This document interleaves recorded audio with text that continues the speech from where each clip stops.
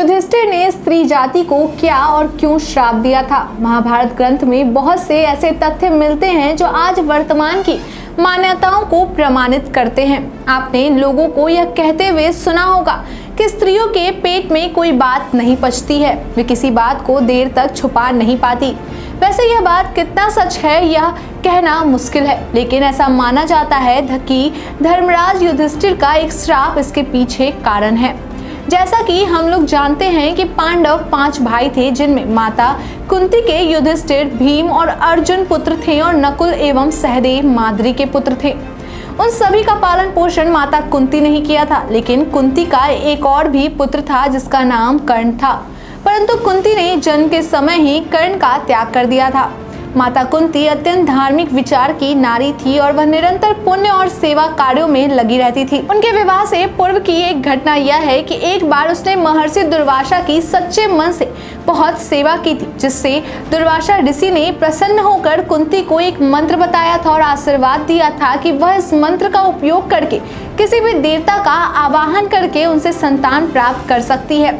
उसे उस मंत्र से मनचाही संतान प्राप्त होगी और उससे उसके कौमार्य पर भी कोई असर नहीं पड़ेगा। ऋषि से यह आशीर्वाद प्राप्त करने के बाद कुंती राजमहल में वापस आने के बाद उस मंत्र का अनुष्ठान करके सूर्यदेव का आवाहन किया, जिसके प्रभाव से कुंती को कर्ण की प्राप्ति हुई। लेकिन कुंती का उस समय तक विवाह नहीं हुआ था, तो वह कर्ण को देखकर सोचने लगी कि अब वे इस बालक को अपने साथ रखकर उसका पालन पोषण कैसे कर पाएगी, क्योंकि बिना विवाह के उस पुत्र को अपने साथ रखने पर लोग उनके चरित्र पर तरह तरह के सवाल करेंगे। फिर कुंती ने दुखी मन से कर्ण का त्याग कर दिया और उसे नदी में प्रवाहित कर दिया, किंतु कुंती को कर्ण का मोह हमेशा सताता रहा।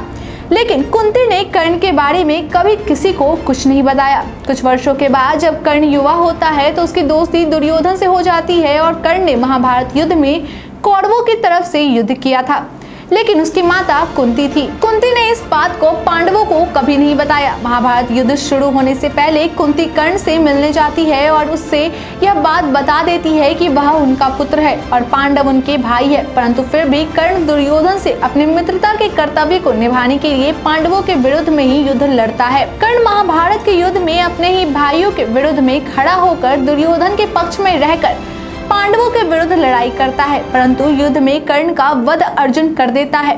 जब कुंती को कर्ण की मृत्यु का समाचार मिलता है तो वह दौड़ती हुई युद्ध भूमि में आती है और कुंती कर्ण के शव को देखकर रोने लगती है और सबके पास जाकर विलाप करने लगती है। जब कुंती के पास पांडव आ जाते हैं तो वह युधिष्ठिर को कर्ण का अंतिम संस्कार करने को कहती है।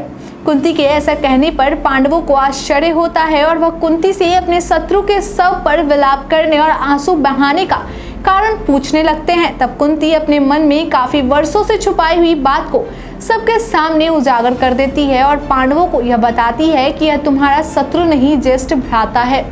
कुंती पांडवों को कर्ण के जन्म की पूरी कहानी बता देती है। इस तरह कुंती सभी को सारी सच्चाई बता देती है। अपनी माता कुंती की बात सुनकर युधिष्ठिर बहुत दुखी हो जाते हैं और माता कुंती से कहते हैं कि आपके इस सत्य को छुपाने के कारण एक भाई को दूसरे भाई का हत्यारा बना दिया। फिर युधिष्ठिर अपनी माता कुंती को एक भूल के कारण क्रोधित होकर कुंती के चलते समस्त स्त्री जाति को यह श्राप दे देते हैं कि जिस सत्य को छिपाने के कारण भाई के हाथ से भाई की हत्या हुई, अब ऐसे कभी कोई स्त्री किसी बात को चाहकर भी अपने हृदय में नहीं छुपा सकेगी।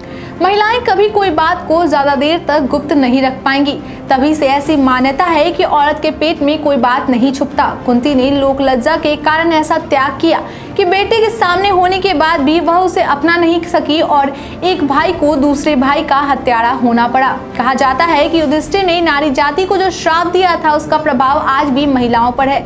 इसलिए लोग कहते हैं कि औरतों के पेट में कोई बात नहीं पचती, वे अपने मन की बात को कभी ना कभी कहीं ना कहीं किसी न किसी को अवश्य ही बता देती है। इस मान्यता और श्राप के संबंध में आपके क्या विचार है? आज के लिए इतना ही, धन्यवाद।